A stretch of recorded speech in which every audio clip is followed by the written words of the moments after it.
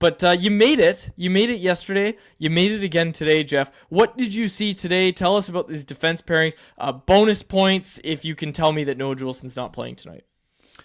All right, well, let's start at the start then. Showed up at the rink this morning for the morning skate. Quinn Hughes was out there with a skills coach and a bunch of the medical team at the bench, which was a pretty good indication that he was testing, and they obviously are invested in their captain. And so he went for a couple twirls and then had a long chat with Rick Tocchet at the bench. And then as teammates came out for the morning skate, Quinn exited, and that's it. That's the last we saw of him. I will say, and I posted a quick 10-second video to X, his mobility looked pretty good this morning.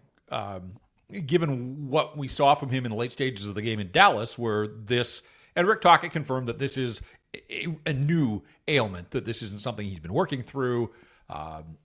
So he was in distress in Dallas. It was garbage time at that point. They basically shut him down for that night. Didn't practice on Saturday, didn't play Sunday. They had yesterday off. So this was, a few days had gone by since Sunday's game. Quinn's a gamer. He wants to play, but either he or the medical staff, or the two of them in concert, decided that just not worth it at this point. So we're robbed of a Quinn Hughes versus Cale Makar matchup, which is unfortunate for anybody that has a ticket or is going to watch this hockey game, because they are the two best defensemen in the National Hockey League, and obviously different styles to get to the same results of dominating offensively. So then we were left to sort of pick up the pieces. All right, no Quinn Hughes. What does that mean? They skated in the same defensive pairs that they did the other night. And yes, Carson Soucy and Victor Mancini they seemed to be the extra pair. And we had requested Carson Soucy after the morning skate, to talk about being a scratch, but also now his name bubbling to the surface in trade rumors. He was not made available. He was out there late, as most healthy scratches are, and then they asked us to vacate the room and go in the hallway to talk to Rick Tocchet. So we didn't get a chance to talk to Carson Soucy. But to Harm's point, I asked Rick Tocchet about sort of his coaching philosophy of, all right, so you scratch a veteran. A lot of times, one game is enough for the lesson, right? And then you put a guy back in there and see how he responds. But based on the evidence of the morning skate, it certainly looked like Carson Soucy is going to be out again. And so Tocchet gave me an answer about, it's come to this and kind of needs a kick in the ass was his term. And talked about it the other night post-game as well, needing a reset. And look, Rick Tocchet was clear the other night that coaching staff and the organization haven't been happy with Carson Soucy. And then I said, something along the lines of, so is this going to be an extended stay out of the lineup? And then Tocchet came right back with, he might play tonight, which seemed like a really curious answer. Based on the evidence and the fact that Soucy was out skating late, that's generally an indicator that a guy isn't playing. So I'm not sure what Rick was getting at with that sort of response to the second part of the question, but we'll watch. We'll see who's out there for warm-up. And ultimately, if he does draw in, I think, and I'm like you, Dave, and probably Harm too, I don't think Mancini was a throw-in in this deal. I want to see him. He's played 15 games, and talked to him about it the other day. He said that he was really happy with the games that he got into in the NHL earlier this year for the Rangers.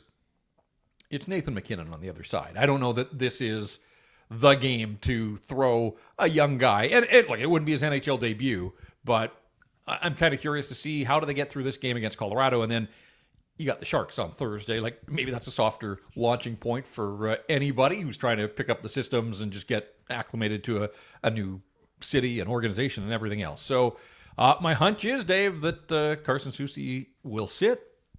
And yes, Noah Juulsen will play once again for the Vancouver Canucks tonight. So it looks like the same six defensemen that they used the other night. And really the only change is coming in goal, where Thatcher Demko goes in place of Kevin Lankinen. JPET, would you have broken up that top line of Elias Pettersson, Brock Boeser, and Jake DeBrusk based off line rushes? Seems like they're going to be together again. Yeah, I mean, the theory, I guess, is loading up, but none of them is going right now. And, we've seen it from Elias Pettersson all season. Jake DeBrusk has gone on these heaters, but also the lengthy stretches, and he's back. I know he got a late goal in Dallas, but he hasn't scored a 5-on-5 goal for the Vancouver Canucks since December the 28th, the game out of Christmas against Seattle. It's the last 5-on-5 goal that Jake DeBrusk has scored we're almost at the Four Nations break here. He has 2 goals in that time, and they both been on power plays, one in Montreal and one in Dallas. So that was his last home goal as well. And part of the reason you talk about why can't they win at home.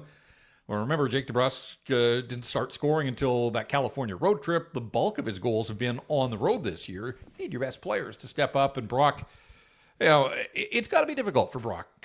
All this talk about rushing to get an extension for Marcus Pettersson days after acquiring him, and Brock's over here saying, I kind of like to know my future here as well. But and he had been tied to the hip with JT for a couple of seasons now. So there's going to be an adjustment. I know he's played with Elias Pettersson in the past, but I just think there's a lot for Brock to process, and he's not playing his best hockey or finishing. He had that 3-on-1 the other night. Put it on net, make the goalie make a save at the very least, but don't whistle it wide the way he did. And I get that margins can be fine between picking corners and making saves or making it easy for goalies to make saves. But yeah. I don't know how much patience Rick Tocchet should have with that group, and we call them the top line, I guess, based on experience and resumes, but none of those guys go, and that's not ideal. Your guess is as good as mine, I think, as to who you think might drag that trio into the fight here, because right now, none of them feeling it offensively. So let's see how it goes, but it looks like Filip Chytil's going to skate again between Garland and Dakota Joshua. Certainly Garland and Chytil, I thought, had some moments. Joshua, it's an uphill battle. We know that for him, but hopefully, he can find that spark and make some things happen on that line as well. I worry about the idea of splitting the lineup, the third line, with O'Connor, Suter, and Sherwood. But man, it's hard to look at that top line, and we were just talking about who could go up. To me, Drew O'Connor with Elias Pettersson and Brock Boeser. There's the energy guy, there's the fast guy that's getting it on the forecheck. Jeff, I wrote an instant reaction. I don't think Jake DeBrusk or Brock Boeser won a puck battle for the first 40 minutes of that game, and that's not to absolve Elias Pettersson of any wrongdoing. It certainly isn't. But man, his wingers were just doing absolutely nothing. And look, we've seen Elias Pettersson have success with Kiefer Sherwood this season. We've seen it with other guys as well. I would love to see Drew O'Connor go up in place of Jake DeBrusk, who you pointed out isn't really feeling it right now. And that's fine, Dave, but ultimately your argument is don't break up the third line of the Vancouver Canucks, because of what you saw the other night. Also, Drew O'Connor was not brought in to play a top 6 role. We've seen this for far too many seasons now where they've just shuttled guys through that have Danton Heinen started the year in the top 6 and he got punted last week. And so while O'Connor has some traits that are intriguing and I thought looked all right in his debut the other night, again, spot duty, yeah, I think we've seen that from Kiefer Sherwood, that he can bring a spark and make some things happen. But long term, Drew O'Connor is not the answer in the top 6. They just need more. They need a whole lot more. They need the guys that are already there to step up and perform, and then they need everybody to sort of follow suit. We're seeing a little bit of offense from P.S. Suter now, which is nice and good because he went dormant for way too long. But it's kind of funny how it goes. 23 without a goal, and now he's got 3 in the last 4. You can't stop P.S. Suter. So, no, that line was good the other night. They were. Give them credit. And, I don't think you want to put too much on Drew O'Connor's plate. You're not expecting him to skate circles around the Colorado Avalanche. I think, forget circles, he's a straight line guy and use that speed effectively, get in, be disruptive, and we saw some of that. And I just hope that, they played on instincts and fumes the other night after a crazy weekend and upheaval and getting to Vancouver. Yesterday was a day off. I just hope the world has sort of slowed down for all of those guys and that they can maybe find a little bit of a rhythm and a routine now, because it would be tough. It's something that we just don't have to deal with on the, drop of a hat. You have to pick up your entire life and move it to an entire different city, and in this case, a different country. So I do hope, when I talked to O'Connor on Sunday morning, and I asked him, first time you've been traded in the NHL, how are you processing it? And he looked me right in the eye and he was like, I haven't processed it. And he looked still like he was in shock from it all. He said Kyle Dubas called him at 11 o'clock on Friday night. Remember that part of the deal came down after the Pittsburgh game, and he said Dubas, he saw his phone at 11 o'clock. He was about to go to bed. He saw it was Kyle Dubas, and then everything changes at 11 o'clock on Friday, and by Sunday morning, you're at Rogers Arena, you're breaking in new gear, you're meeting new teammates, all that kind of stuff. So a lot for all these guys. I thought through all of that, with that as context and backdrop, thought those guys all performed admirably on Sunday night. I wanted to ask you about the guy he came with, Marcus Pettersson, on defense. Obviously, there's already talk of a long-term extension, all that sort of stuff. What did you think of, I don't know what we're calling him, Dragon? I like that one. Marcus Pettersson, what did you think of him? Yeah, I thought, and we got a good long look at him. Played a lot, almost 26 minutes now without Quinn Hughes. Maybe that's not a surprise. I thought it was advertised, right? Not spectacular. You're not going to the rink thinking, like, I can't wait to see what Marcus Pettersson does tonight. But when you think of how much the Canucks have spent in their own zone, how much time, how many struggles they've had moving the puck, he was quietly effective in that regard. Maybe a little bigger than I thought, quite frankly, when I had a chance to meet him on Sunday and then watch him play. He got the size that, and we know he's not afraid. Like, I don't expect him to be dropping the gloves all the time, but you look at the guys that he has fought in the National Hockey League, like, it's almost a surprising list of some of the toughest guys out there. So definitely not afraid. If he brings that element, great. But I think his job is to be disruptive, use that size and that reach.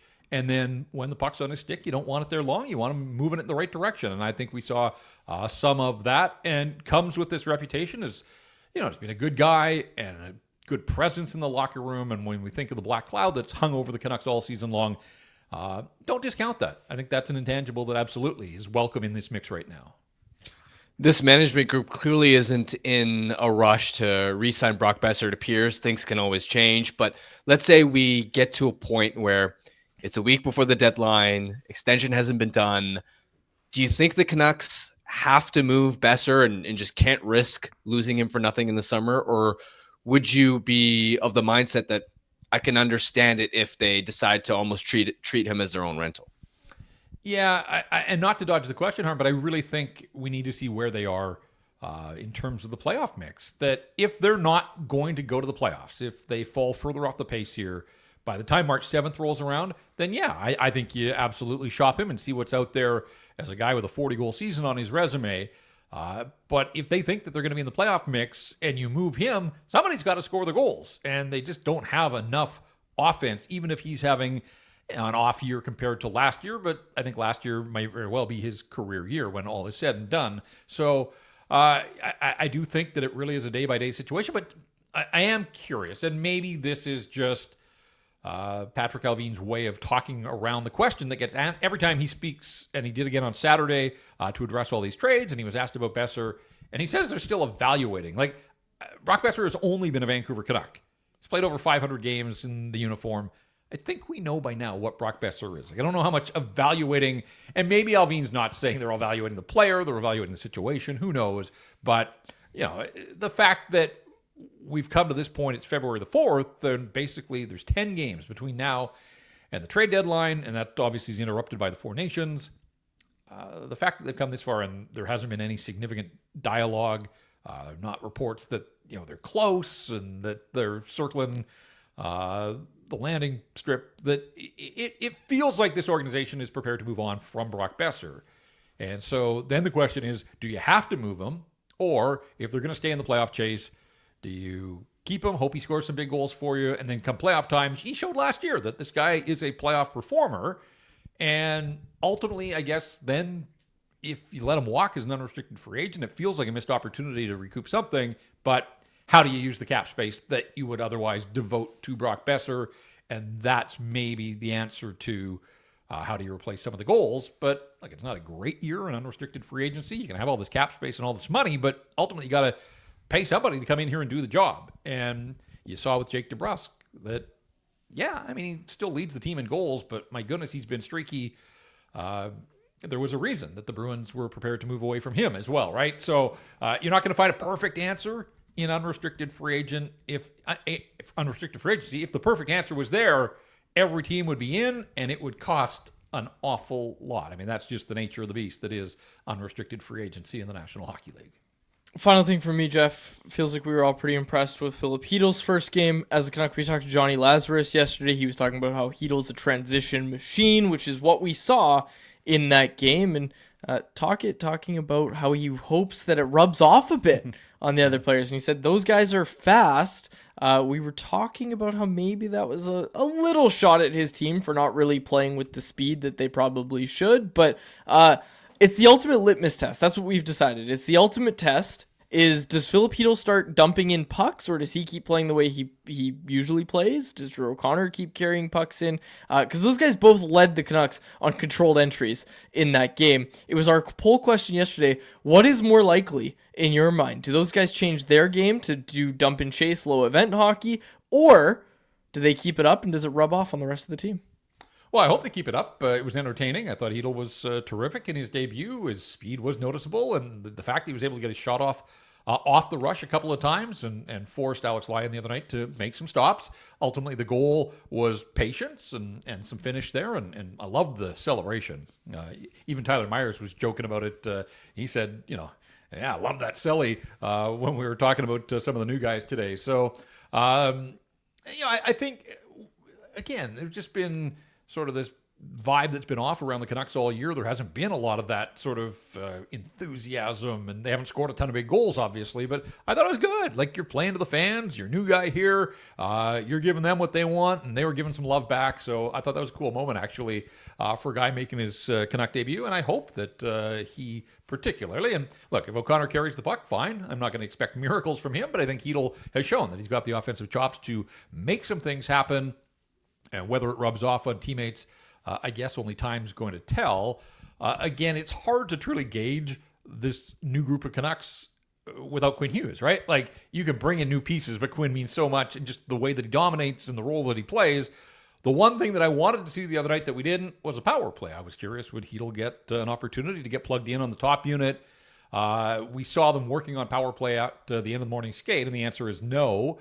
It's going to be Filip Hronek replacing Quinn Hughes, and then the same veteran guys. You can see it on the screen. Boeser and Pettersson, Garland and DeBrusk. Chytil will be, I would think, centerpiece on the second unit, which has Myers as the only point man, Pia Suter.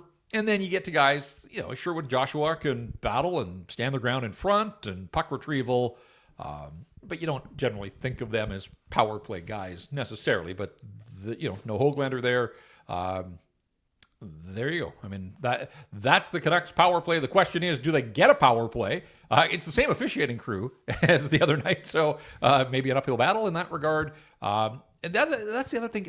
Third time in 11 games that the Canucks haven't had a power play. It happened in Toronto, it happened in Edmonton, and it happened the other night against the Detroit Red Wings. So does that speak to the things the Canucks aren't doing to draw power plays? Is it just a little bit of bad luck? Whatever the case, it always seems crazy to me that you can go through an NHL game without the ref putting his arm in the air. Like, there are fouls on almost every shift. It's like the NFL where there's almost a penalty to be called on every play. It's just a question if they call them. I think the Canucks will get a power play tonight, and hopefully we'll get a chance to see, what Chytil can do and where ultimately he is best served to help this hockey club. Love it, Jeff. Thank you so much for joining us. Who's your co-host on Rinkwide? I got Patrick Johnson, Post Media. Friend of Excellent. your show, friend of the show as well. Just before I go, I walked out of the building the other night, another overtime loss, right? 10th overtime loss, 11 if you include the shootout loss to Philadelphia. So 3-10 in games settled in overtime, 4-11 now, 11 bonus points left on the table. The single points have kept them within a striking distance of the playoff bar, but it's also the reason that they are not in a playoff position, just flushing that many points. So I was just kind of curious, can you come up with like a through line? Every overtime's different. They've lost early overtimes. They've lost late overtimes. They lost on a power play in Montreal. They've had nights where they've had chances. They had nights where they haven't generated anything. I was surprised. And I know that in today's NHL, overtime's about possession. It's not about loading up and taking as many shots as you can, but they have 16 shots on goal in 15 overtimes. So they average a shot per overtime. Elias Pettersson doesn't have a shot on goal in overtime this season. Brock Boeser doesn't have a shot on goal in overtime. Pettersson missed 4 of them when he was out, so he's played about 11 minutes of 3-on-3. Boeser's up over 15 minutes. Like, those are 2 of your best goal scorers and finishers, and neither one of them has a shot on goal. So I'm not sure the Brock's cut out for overtime, quite frankly. Just, the speed aspect to pull away from defenders, but also to get back on the back check. But Pettersson, we keep coming at ways like, how come he can't perform 5-on-4 or 5-on-5? 3-on-3 with all the time and space that's out there. It should be a skills competition and the best skill guy. And think too, like a lot of times he'll be the second forward over the boards. So if the other team's starting its best players to match up against Quinn Hughes, like that should be easy street, shouldn't it, for Elias Pettersson? And nothing. He has an assist on a Jake DeRuss goal in overtime this season. That is it. But I was just surprised at sort of how little impact two of the Canucks' best players and two of their overtime regulars. It is one of the reasons, certainly. I mean, they could use a couple saves along the way, but just so many reasons why. It's so frustrating to watch them in overtime. It just seems inevitable that they're going to come out on the wrong end of the final score. And you think about the overtime sequence, the 2-on-1 that Boeser and Pettersson had. Pettersson rips the puck about 35 feet wide of the net. Like, you've got to hit the net. You've got to hit the net. Anyways, thanks for that fun stat, Jeff. Appreciate it. That's what I'm here for. You know that. There he is, Jeff Paterson, the host of Breakaway Vancouver. Jeff, thanks for doing this. Appreciate it. Okay, guys. Thanks.